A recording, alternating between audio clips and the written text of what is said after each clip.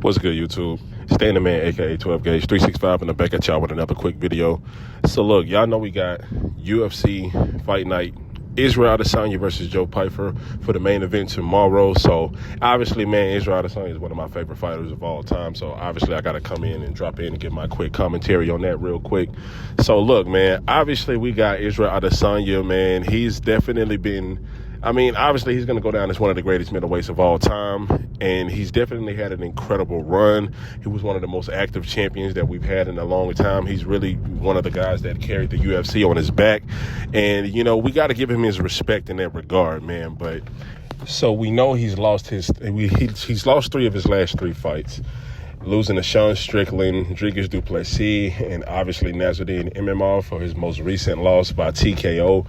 Now, look, man, I know a lot of people in this situation would probably be written off, but honestly, man, I think this is a fight that Israel Adesanya could really showcase his skills and showcase the reason why he was on top of the division for as long as he has been. But the problem is he's definitely fighting a guy in Joe Pyfer. He's fighting somebody that really is he's fighting a raw and gritty fighter. Now, the reason why Israel can kind of be can kind of rest on his laurels and kind of settle in the fact that he's been through these tough wars before. Obviously, his first fight against Alex Pereira, there was a lot of emotion behind that fight, a lot of static behind that fight. But he was able to actually show and prove that, you know, he was able to rise to the occasion. Obviously, I feel like everybody's feel like, you know, he was kind of getting the better of the exchanges, and he was winning the fight up until he got caught with the shot. And obviously, you know, he comes back and he ends up avenging that loss against Alex Pereira and knocks him clean out in devastating fashion.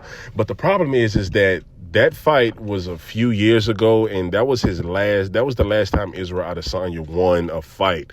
Now, I will say in his fights versus Dricus du Plessis, I really feel like, you know, that was supposed to be his other redemption arc right there, because he looked really good in that fight. And I'm not going to give him, you know, I'm going to give him the benefit of the doubt because he did look good in that fight. So I can't say that he has lost a step.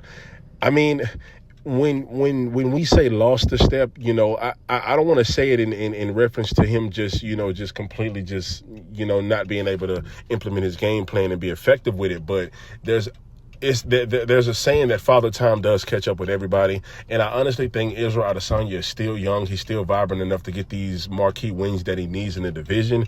But the thing is that his fighting style hasn't changed. His fighting style really hasn't changed since he got into the UFC. And obviously that's one of the things in mixed martial arts that, you know, you have to elevate your level. You have to elevate your game. And, you know, a lot of times that comes with, you know, switching up, you know, a lot of things in your inner circle. And, you know, a lot of times, you know, a lot of fighters end up going with different coaches. They try to put themselves in a new camp to try to revamp themselves and revamp their career and revamp their confidence that they had in themselves. But, you know, sometimes, you know, it either works out or it kind of works in their favor or it works into their detriment. But this is a situation to where I feel like, yes, Israel Adesanya can definitely stake his claim and prove why he's that guy and the top guy of this division. But, you know, we'll just have to see how he gets it done. But in Joe Pyfer's case, like, this is a really dangerous prospect for Israel Adesanya, and I'm gonna go ahead and get into it real quick and tell y'all why I think that. So when I look at Joe Pyfer, I look at somebody who can definitely pose the kind of threat that Dricus du Plessis posed on Israel Adesanya. And mainly speaking because, you know, with Dricus du Plessis, you know, he's a very strong, he's not the greatest striker of all time, but the guy is very strong and he has an awkward fighting style, and his striking is effective. He does land those shots that he needs to land.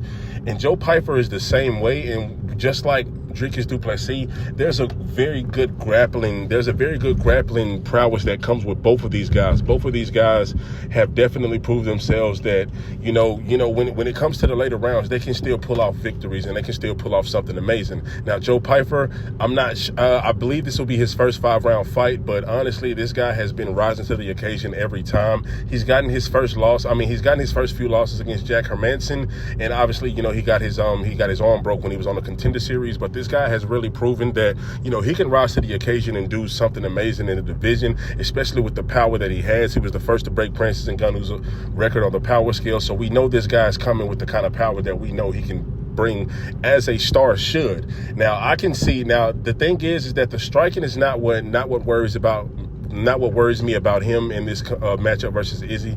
It's the grappling. The thing is I can kind of see Joe Pyfer bringing the kind of grappling, and I can kind of see him pushing the grappling and really setting Izzy up for something amazing as far as a knockout on his part, because that's the thing that Dricus du Plessis was able to implement on Izzy. He was able to wear Izzy down, and he was able to land those kind of shots that really set up the grappling exchanges, and it set up the submission, and obviously that's how he ends up finishing Israel Adesanya. But I can see Joe Pyfer doing that on a different level. I can see him using that grappling to wear Izzy down to set him up with a spectacular knockout. Because let me tell you something, bro. Joe Pyfer fights angry. This guy's gonna want to come out. He's gonna want to come out and make a statement. So I mean, obviously, the guy's 6'2". I mean, he's a big middleweight guy. I mean, I'm honestly interested in the trajectory of his career, into seeing that this guy makes the move up to light heavyweight, because I really think his power will carry. But either way, it's just like I said, man. I think this guy is a matchup nightmare for Israel Adesanya, but I also think that this is a gatekeeper moment to where Israel can stake his claim, and I can see him being the kind of Max Holloway of the 185 division. He beats all the top prospects, but I mean, obviously, it's going to take a minute for him to get back to that championship level, because I mean, Khamzat is a dangerous competitor. He doesn't look like he's going to give up the heavyweight. I mean, he doesn't look like he's going to give up the middleweight championship anytime soon. But either way, y'all just have to let me know how y'all feel about this in the comments, man. We'll stay tuned on the next breakdown. I just wanted to hop on here real quick and give my quick commentary on this fight before we drop it. But stay tuned. I got a lot more videos coming out soon. So yeah, man, just bear with me, y'all. See y'all on the next one.